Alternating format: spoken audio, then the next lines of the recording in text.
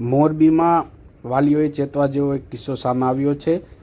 જે video viral થઈ રહ્યો છે તે મોરબીના ઘૂંટુ રોડનો હોવાનું મનાઈ રહ્યું છે, જેમાં અમુક બાળકો છે તે સાયકલ લઈને જઈ રહ્યા છે અને ત્યાંથી પસાર થતા જે ટ્રક છે પૂરપાટ ઝડપે જઈ રહ્યો છે તે ટ્રકની પાછળથી ટ્રોલી પકડીને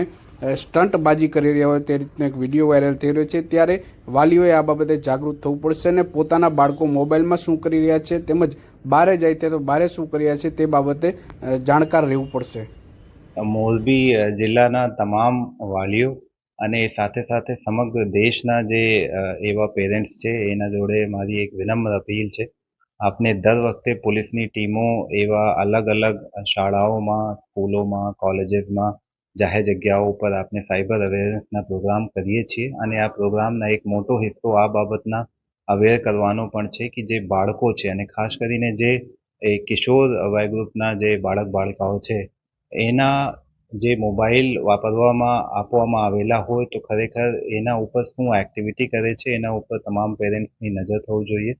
એ કોઈ પણ સંજોગોમાં કોઈ ફાઇનાન્શિયલ ફ્રોડમાં ફસાઈ જાય અથવા એને એવી કોઈ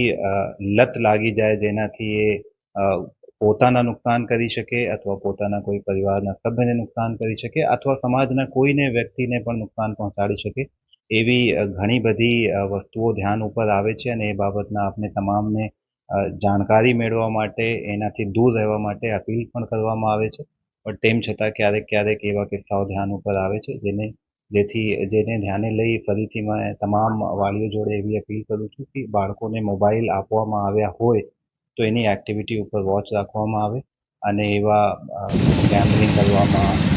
પોર્ન સાઇટના યુઝ કરવાથી અથવા બીજી રીતે ઘણા બધા એવા એવેન્યુઝ અત્યારે સોશિયલ મીડિયાના જે